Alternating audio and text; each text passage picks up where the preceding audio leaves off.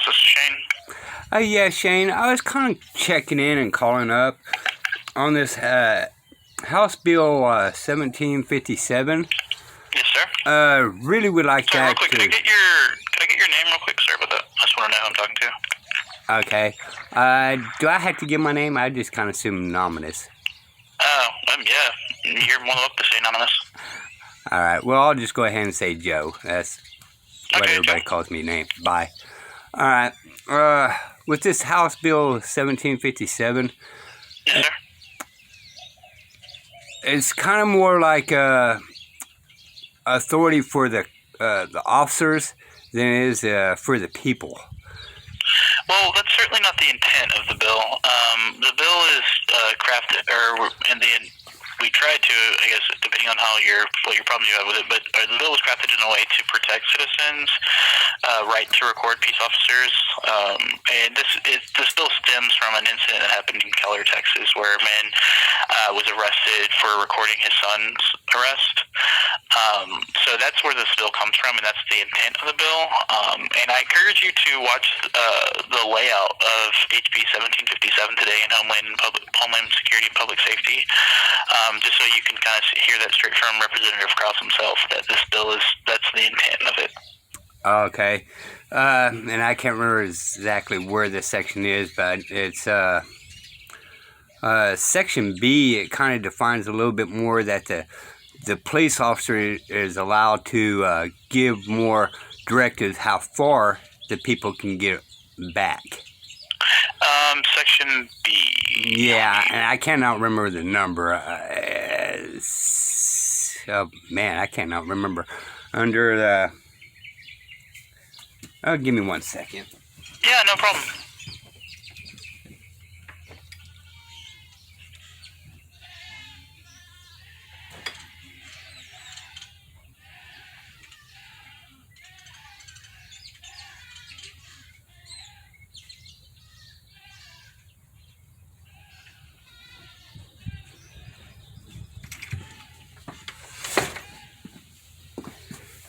I'm sorry. No problem. So I'm kind of going to... Only the B that I think you might be referring to would be at the bottom of page 3, beginning of page 4 of the bill. It says B, subsection A1 does not apply to an order or direct to cease filming, recording, photography, documenting, or observing a peace officer while the officer is engaged in the performance of official duties. This subsection does not prohibit a peace officer from giving the person a reasonable and lawful order or discretion to change the person's proximity or position relative to a peace officer who is engaged in the performance of official duties. Is that the section that you're referring to? Yeah, I believe so. Yeah. Okay. That so really does sound familiar. Okay.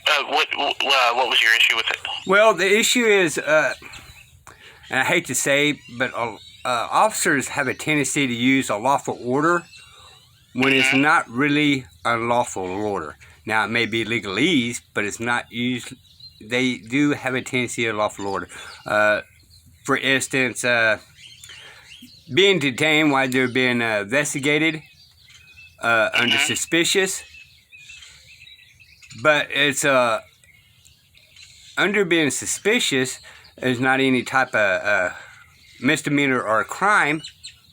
So lawfully, they cannot be detained. Right. You know what I mean? But officers have a tendency to say lawfully detained because of suspicions. But it contradicts what suspicious and lawful means, you know. So in essence, they're playing around with that catch-22 area. You know what I mean? Because I could walk down the street and any officer says, well, you look suspicious by walking down the street, and it's been known to happen. And then you get detained for no misdemeanor or no crime, so the officer can do some type of investigation on you, but yet there is no lawful reason to be detained. So when the officers have a tendency to stretch that lawful intent to proceed forward. You know what I mean? So, yes, sir. So that section is just saying that they can't give you orders to tell you to stop filming. Right. But it kind of gives them some type of authority saying, Right. you can That's step back already 500 feet, but you can record, but you can step back 500 feet. Or you can record, but you just can't record their actions, but you can film my stoplights, or, my emergency lights. So it doesn't really clear up anything because Turner versus Driver actually does a pretty good job of explaining anything, and we really didn't need any extensions to any of this anyway. The only thing that Turner versus Driver did not do is define what a reasonable distance is. And from what I'm understanding from this bill, that it gives officers more authority to extend the distance. No, sir, it doesn't. Okay. It doesn't. Well, I had to relook at it and... Yeah, please do. And I really do encourage you to watch the bill laid out in Homeland Security and Public Safety today. And because we'll have people that are police reform groups that are testifying in favor of the bill. So they might be able to, they might have, some answers to questions that you're either thinking of or you haven't even thought of yet. Yeah, because if I actually knew about this, I probably would have been in Austin and voiced my opinion on it. But I didn't know about it until today, and it's like, whoa, wait. Yeah, and again, let me tell you, I didn't. We filed this bill at the beginning of February, and we haven't had any sort of concerns with it until this morning. So I completely understand where you're coming from. Well, to be all fair and honest, people don't really look up a whole lot of laws because there's just so many. And, Sure. And then when you do find a law, it's so long to read. So we, the people, are kind of stuck in a catch-22 because usually it's, it takes a couple of years to write these things out and define and all that. And about the time you figure out there's something going on, we already lost track of it. And yeah, that's that old conundrum. Yeah. But I'll reevaluate the paperwork and all that. Please. But, and you have our number, so please feel free to give us a call if you have any other questions after that. Yeah. Okay. And I'll because there's that catch-22 every single time. And what catches my eye every time I read a bill, there's a but in it. And that but always has a side effect to it. On every single law that I read, when they put a but in there, there's always a side effect that benefits the government and not the people. Sure. No, and I got to tell you, Joe, that's the intent of the bill. We are trying to help protect citizens' First Amendment rights. And I mean, I totally get where you're coming from. So I'm happy to continue having these conversations. The bill will be laid out in committee today. And if there's any changes that, the committee or anyone sees that we need to make, we're happy to have those conversations going forward. Okay. And remind me, it goes through committee and then the House, the representatives, and then Senate, right? Yes and no. That is the ultimate track that it takes, but there's a calendars committee that it has to go through first, after committee and before the floor. And the calendars committee is the one that sets when that it will be on the floor. So let's just throw out arbitrary days here. Let's say it gets heard today, it's voted out next week. It would then go to the calendars committee, and then calendars would decide, well, we're going to put it on the calendar for May 1st. And then the bill will be heard on the floor on May 1st. And then once it's on the floor in the House, they'll vote on it. If it passes, it'll go over to the Senate. And the whole process repeats itself except for the fact that there's no calendars committee in the Senate. Okay. Well, the easy thing for me to look at everything is what benefits me and not the government, because I'm still under the firm belief that we, the people, are the boss of the government. But the Supreme Courts and all these deals is kind of covered up loopholes. Okay, let's give, for instance, the Fourth Amendment, you got to have a warrant to search and seize a house and all that, right? But there's lawful search and seizure. Yeah, but there's a gap in there that the Supreme Court filled to say well, and within reason, they can go ahead and go into your house without a warrant.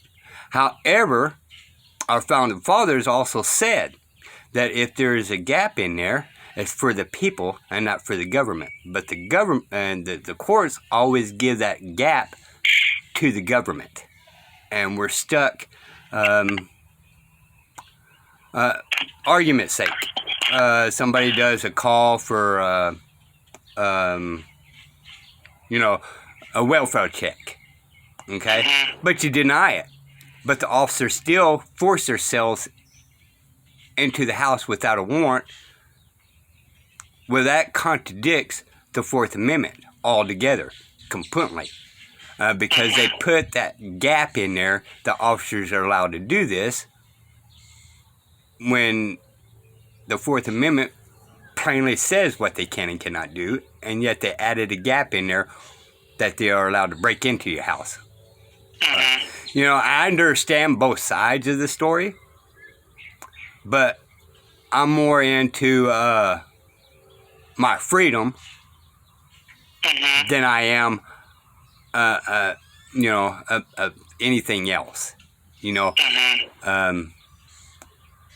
But I just wanted to, for argument's sake, just say I do understand both sides. But if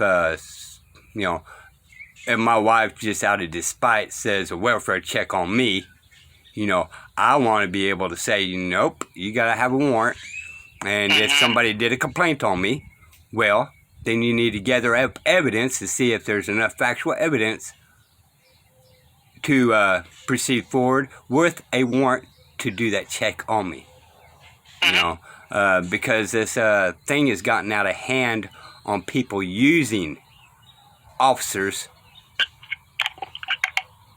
instead of helping the people. So, and that's where I stand. Anyway, I appreciate your time and trouble, and I'll relook at everything, but the but in that section is what scares me more than anything else, to add more privileges to the officers than for the people. So I'll recheck it and double check on that. Well, I appreciate you, sir. I certainly appreciate you bringing it to our attention, Joe.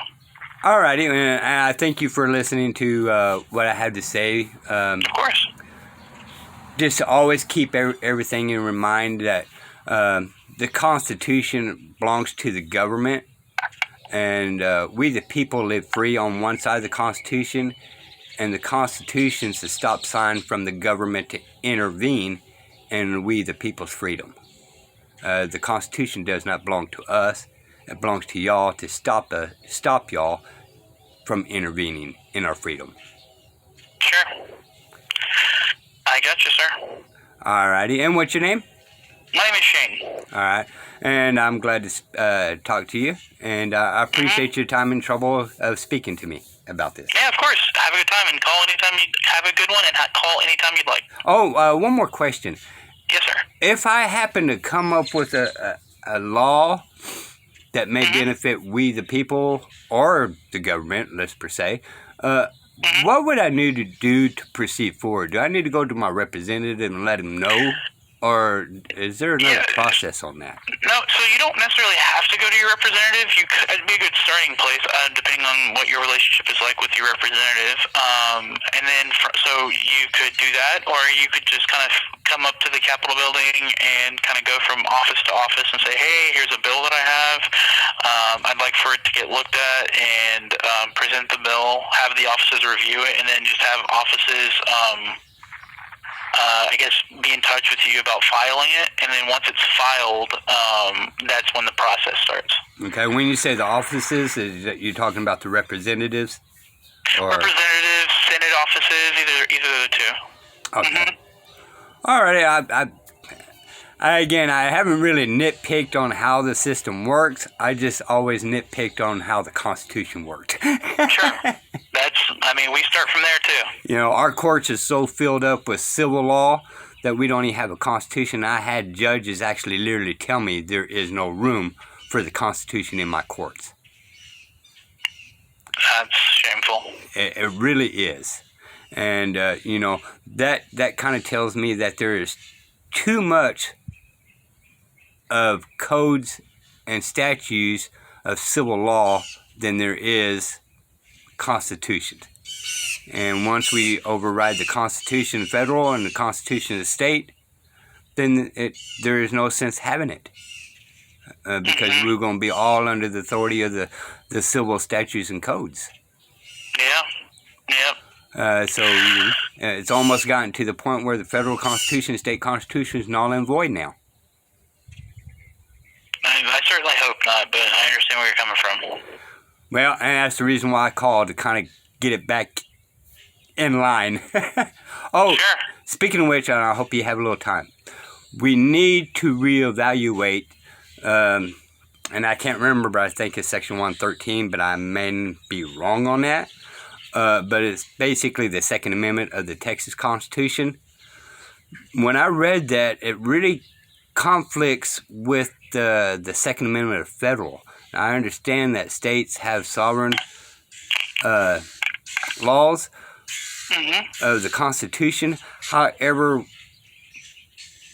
in that case, it's to benefit more for the people's side and not for the government side. And because we still got to go within the guidelines of the federal, even the states have to go within the guidelines of the federal. But anytime we change anything in the state constitution, it's to benefit the people, give us more freedom and not less. Sure. Because for an argument's sake, inalienable rights are inalienable rights, not to be infringed on.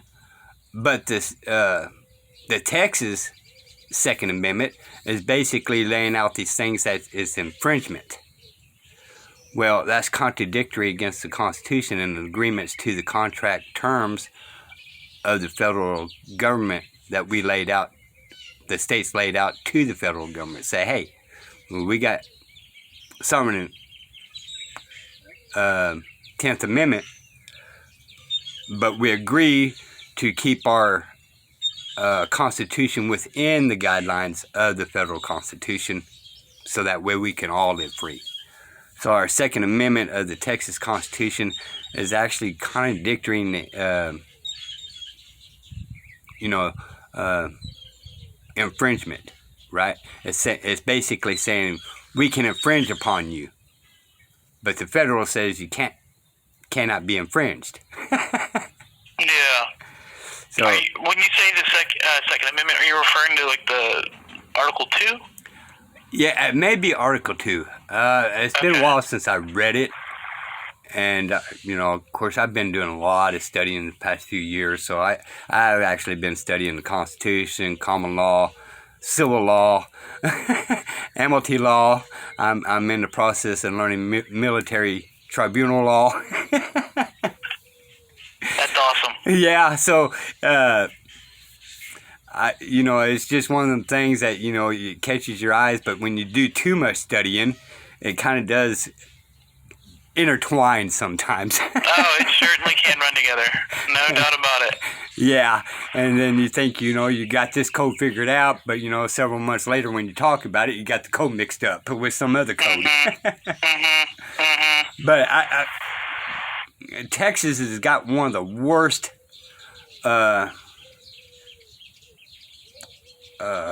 state constitution, just because it's just been so diluted down and so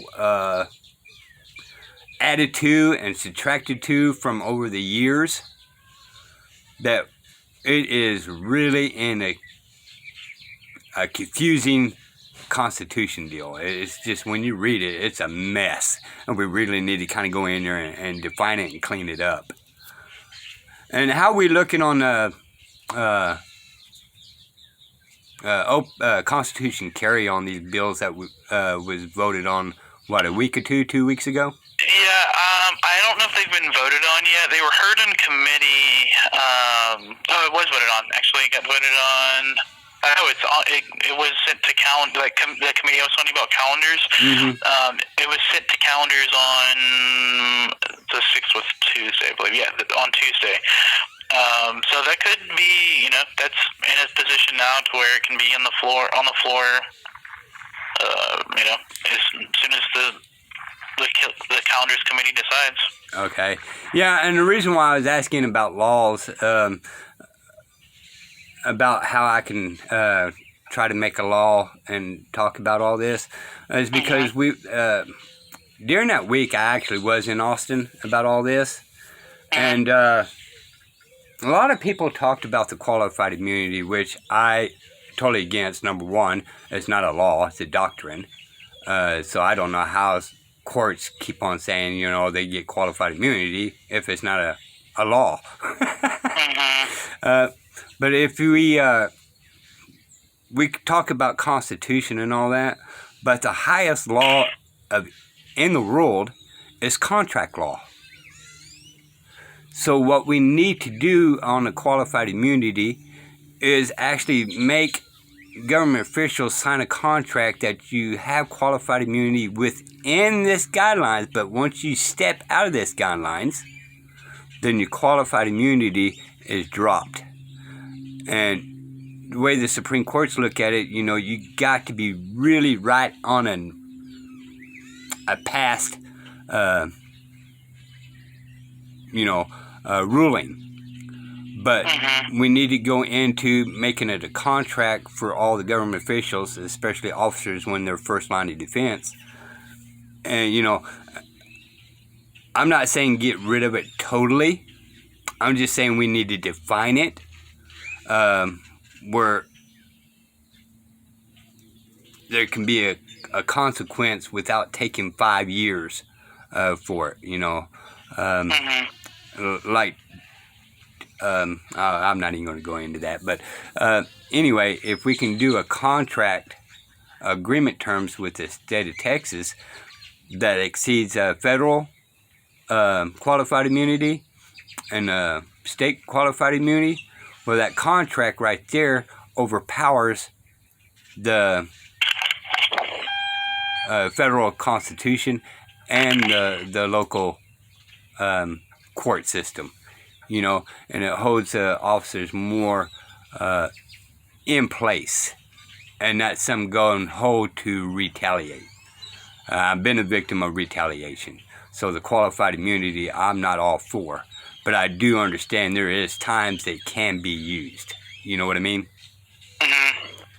But when they step out of their boundaries, there is no consequences of it, or it's going to cost you thousands of dollars and still never get any revolution on it. You know what I mean? So we need to kind of define that a little bit better and easier. Okay.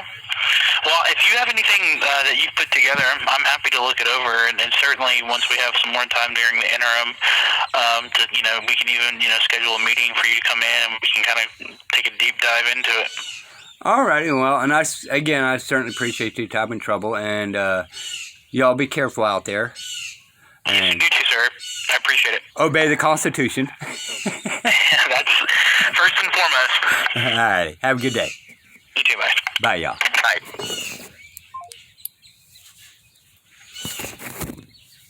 Okay, you guys heard what I'm saying.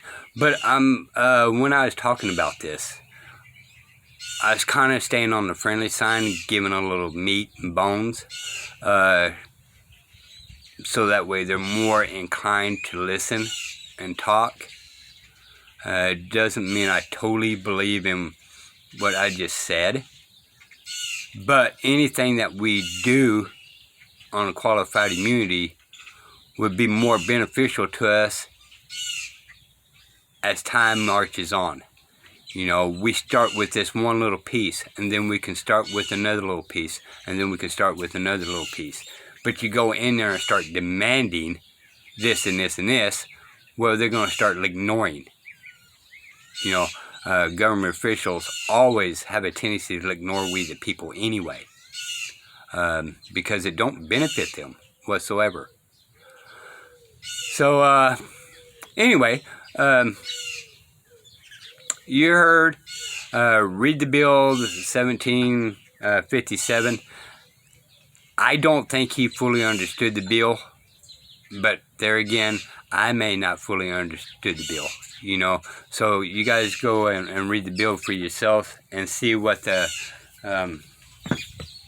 cause and effect of this. But any time that the government puts "but" in there, it's always against the people.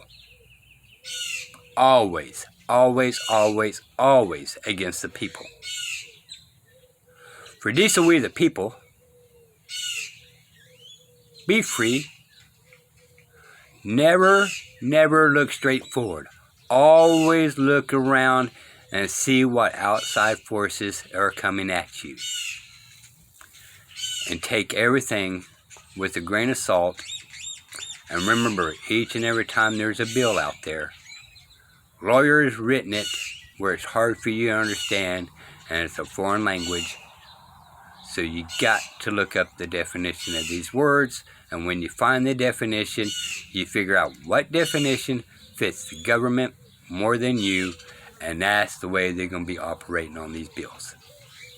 So, with intent, without intent, that's just the way it is. This is For We the People News. Bye, y'all.